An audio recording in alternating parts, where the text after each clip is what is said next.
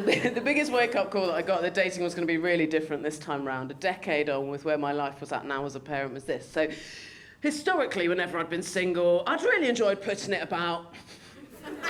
Yeah, no shame in that. Borderline pride, actually. No one was harmed in the making that fun. Yum, yum, in my vagina.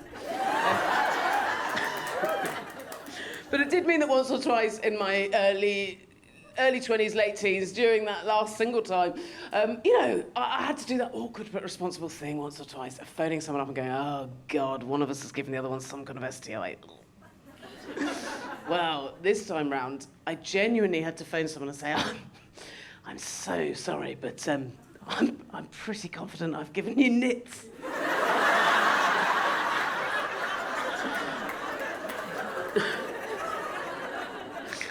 Incredibly, she's the one I'm engaged to now. Thank you. You're right to woo, she's smashing. But it's interesting, I think it is interesting. You start a new relationship well into your 30s, and there is baggage. There's no clean slate. You've got to get your smelly old baggage out. So much baggage. As I said, I've got one child, human. She's got two, feline. Although, as I'm increasingly being taught, no less important.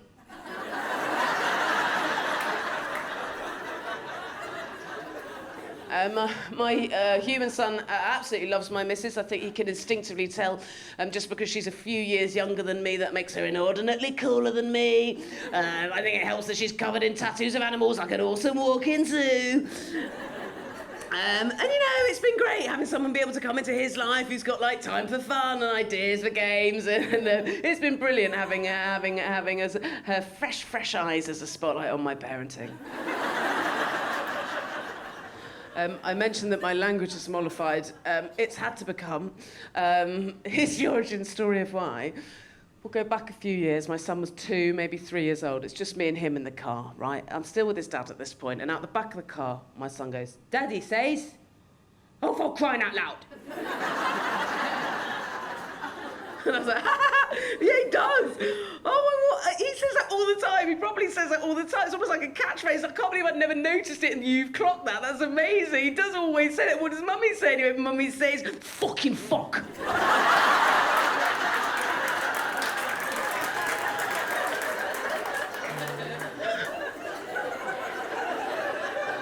No, she doesn't. You've misheard. Mummy says, crumbs alive. Ooh, you remember Mummy's catchphrase? Crumbs alive. Yeah, look, I need to confess, I have got no self-control and really bad road rage, and it did mean that my son did learn all the worst swears by probably a sort of roughly illegally young age. You'll be relieved to know, though, if you're sensible or the police or whatever. It's had a surprise consequence in the sense that now, age 7, he is the biggest language prude I have ever met. He hates bad language. He will sniff it out and he will hunt it down and he will find it. And he will crush it. Honestly, he's like, man over there, red hair over there, behind that bin, behind that bollard over there, just on 2 Fs, I don't like it. Skip that song, too many B words. It's like living with a tiny Mary Whitehouse. The other day we were on a play date with other families and I properly banged my leg and I went, oh, sugar. And he went, well done, Mummy, not saying shit.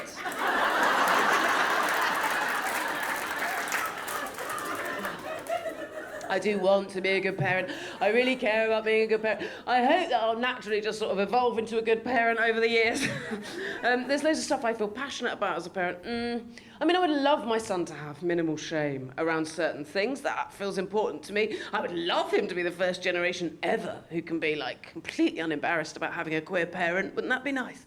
I would also particularly love him not to have shame around body and eating and drinking. I feel so strongly about that. Hopefully I've brought him up so far to be sort of really joyful and curious about those things.